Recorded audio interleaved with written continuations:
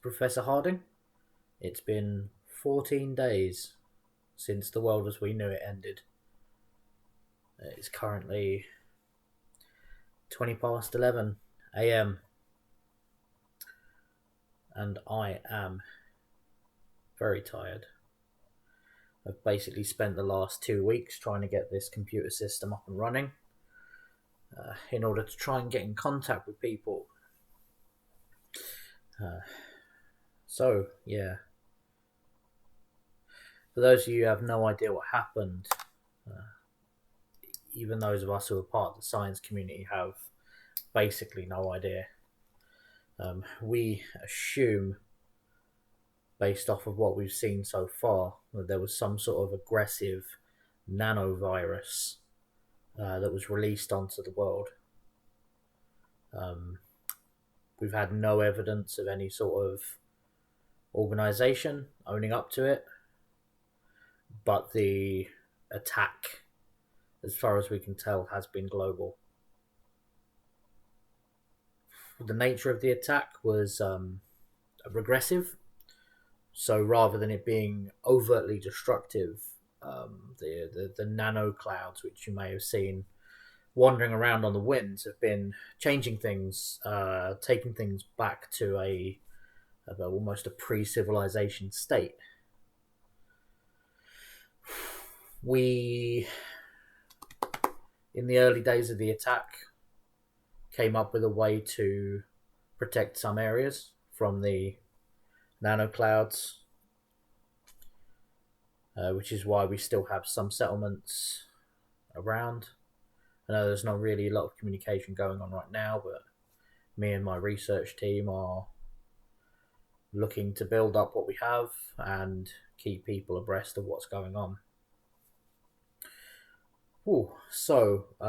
I can only assume that people did at least get into some form of safety, or weren't too badly damaged by the roving nanites. For those of you who have been out of contact for the last 14 days, you may be exiting wherever you're hidden in order to find a strange new world.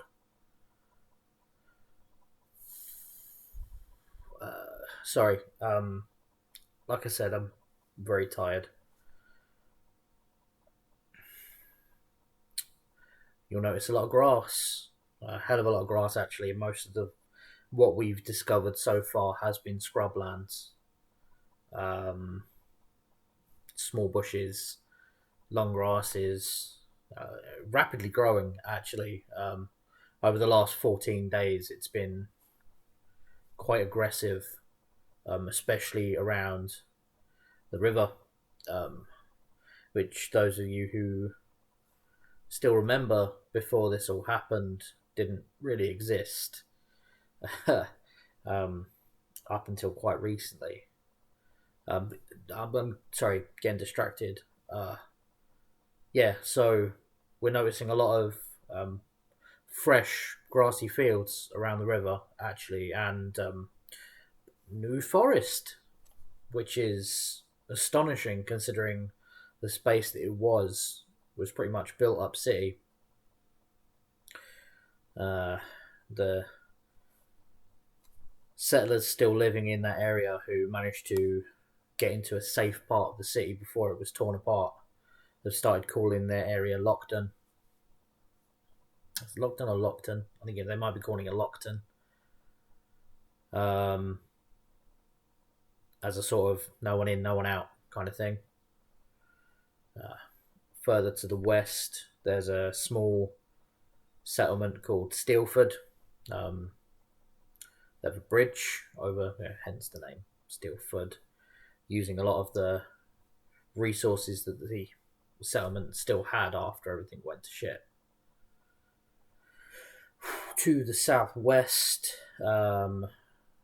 there is a small mining settlement that's been built up on the side of the mountain just to see if we can reclaim anything. Not a very clever name, to be honest. Mineton. To the southeast, there's a town called Nowhereville. Relatively new, actually. Seems to be a lot of caravans, um, a lot of tents, things like that. People who decided to get as far away from the centre of the city as they could. On the other side of the river, we have another small settlement that's sprung up around a still functioning EMP bubble device, um, which they call Shield, the name of the settlement, and the field itself. It's quite a sight to see, actually. Um, yeah, there's not a lot out there. Um, Obviously, there are some things you should be careful about. Do not wander into nano clouds. They may look like swarms of flies from a distance, but honestly, the closer you get, you'll start noticing the fact that it's absolutely silent. Stay away from them. I've personally seen someone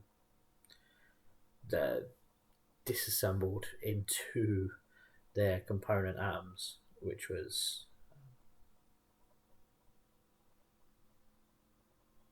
yeah. Um, so obviously, like I said, we've been trying to re-establish some sort of communication network. Hopefully, um, if you're hearing this, find a computer. We've hijacked some of the old websites, uh, the most common home pages and things like that, in order to get this message out. And built a rather primitive contact system, uh, BBS for anyone who cares. Well, it really matters anymore. But yeah, scouts from my research crew have noticed a few other problems hanging around. To the northeast, we've seen a lot of smoke, a lot of dust in the air from what we can only assume is mobile raiders, a lot of vehicles, obviously. Uh, do be careful. Any sort of group that has that amount of vehicles are going to be gunning for anything they can in order to keep repairs up.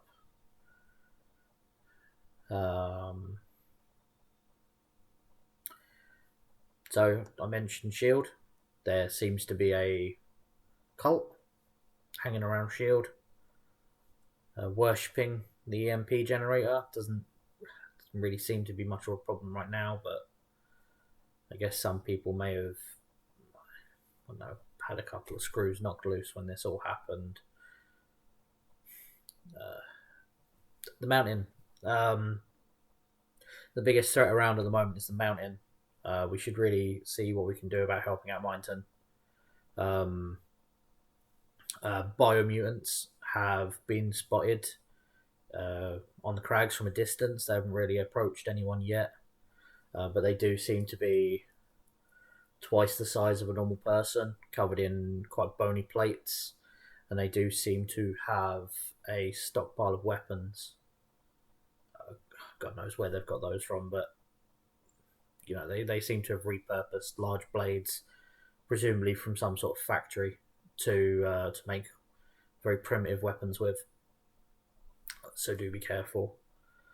Oh boy, it's the river. I mentioned that there was quite a lot of new growth and a new forest. I would recommend staying clear of those forests. There seems to have been some sort of unaccounted for mutation in the plant life, which has made some of it quite aggressive, presumably out of a hunger for nutrients that the soil doesn't have now that the nanomachines have been rapidly causing growth across the landscape. We have seen evidence of bodies having been decomposed in branches and things like that, so do be extra careful. Strange, less threatening around Nowhereville. Some autonomous humanoid devices, robots, have been spotted apparently came up out of nowhere, according to the people we spoke to in Nowhereville, just staring at the settlement from a distance, completely unmoving, not reacting. People have knocked them over, damaged them. Next morning, they were just fine, straight back where they were, staring. The locals call them scarecrows. So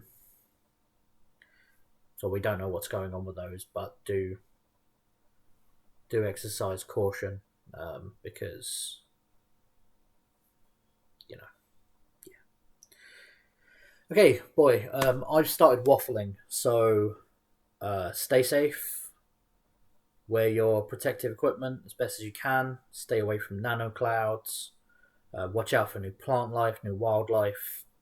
We don't have a full idea of what the local flora and fauna are like anymore. We are still trying to contact any form of government. So if you do have any information about the government or anyone who might still be in charge of the country, please let us know. We may be a little hard to find because we're not a very large crew, but just look out for the blue and yellow. That's how we're sort of marking ourselves out for people to be able to see us. Anyway, stay safe out there. Sorry. This is Professor Harding signing off.